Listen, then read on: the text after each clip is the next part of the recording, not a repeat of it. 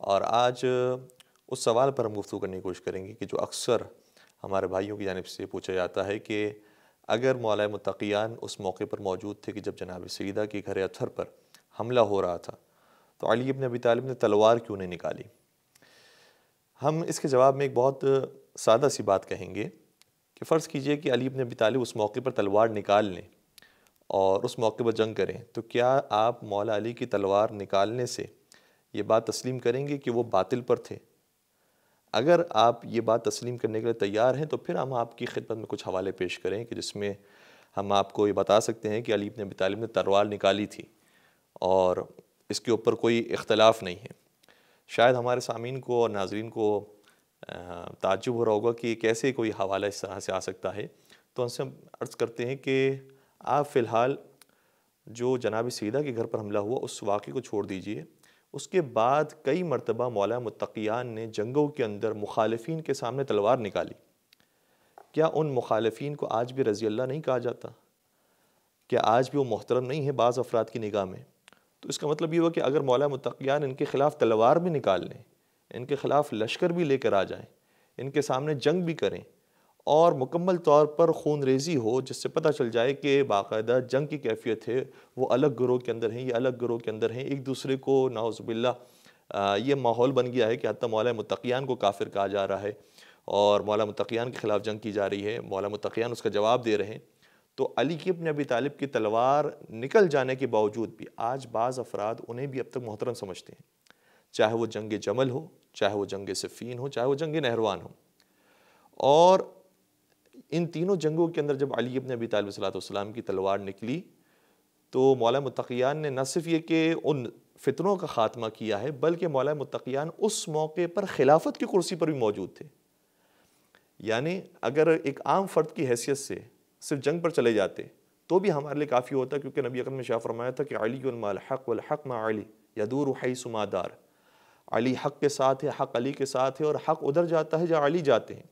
تو اگر علی تنہا فرد کی حیثیت سے بھی کسی کے مقابلے پر کھڑے ہو کر تلوار نکالتی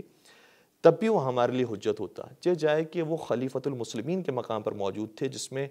کوئی بھی فرقہ ایسا نہیں ہے کہ جس بارے میں اختلاف رکھتا ہو کہ علی ابن ابی طالب کا وہ حق تھا اور خلافت کی کرسی پر موجود تھے اور خلیفہ چارم تھے۔ اس کے باوجود بھی اگر سامنے سے لشکر آتا ہے اور مخالف بن کر آتا ہے، فتنہ گر بن کر آتا ہے اور علی ابن ابی طالب نے اس موقع پر تلوار نکالی، اس کے باوجود بھی آج افراد آپ کو مل جائیں گے کہ جو جنگ پر آنے والوں کو ابھی بھی رضی اللہ کہیں گے۔ تو اس کا مطلب یہ ہوا کہ ہمیں اساسی طور پر سمجھنا پڑے گا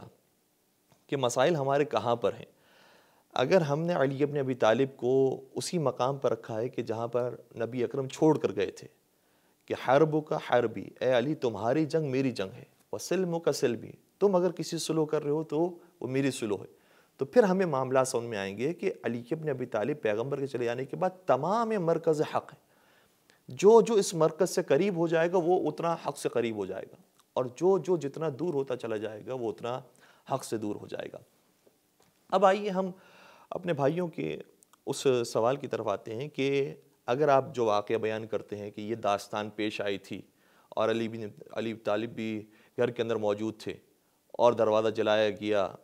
زوجہ امیر المومنین پر دروازہ گرایا گیا، تو کیا آپ کی عقل مانتی ہے کہ علی جیسا بہادر انسان ہوتے ہوئے اس فعل کو برداشت کرے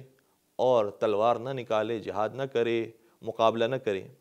تو ہم آگے چل کے آپ کی خدمت بیان کریں گے کہ واقعہ عام طور پر جب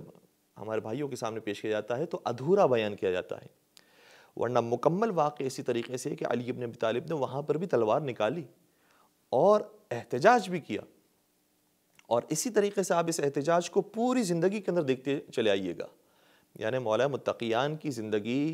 نبی اکرم کے بعد تقریباً 30 برس کی ہے، تو 30 سال کے اندر ہمیں چیک کرنا پڑے گا کہ کہاں کہاں پر علی ابن ابی طالب صلی اللہ علیہ وسلم نے اسی خلافت کو یاد کیا ہے، انہی مواقع کو یاد کیا ہے، یا موجودہ زمانے کے اندر جس زمانے کے اندر مولا متقیان رہ رہے تھے اس زمانے کے اندر اپنے زمانے کے خلیفہ کے خلاف کوئی بات کی اور اپنے زمانے کے حاکم کے خلاف اگر کوئی کلام کیا ہے، یہ سارا کلام موجود ہے تاریخ کی کتابوں کے اندر اور اس کا کچھ حصہ ہمیں نہج البلاغہ کے اندر بھی نظر آتا ہے۔ تو ہم انشاءاللہ کوشش کریں گے کہ نہج البلاغہ کی کچھ کلمات بھی آپ کی خدمت بیان کریں تاکہ اندازہ ہو کہ علی ابن ابی طالب نے اس خلافت کے خلاف احتجاج کیا ہے اور بتایا ہے کہ نہیں، مجھے یہ چیز پسند نہیں ہے اور جس کا حق تھا اس کو وہ حق نہیں دیا گیا، یہ ظلم کر کے ہم سے غصب کیا گیا ہے حق کی خلافت کو، اور اسی طریقے سے دیگر معاملات کو کہ جو ہمارا حق تھا اور ہم سے چھینا گیا ہے۔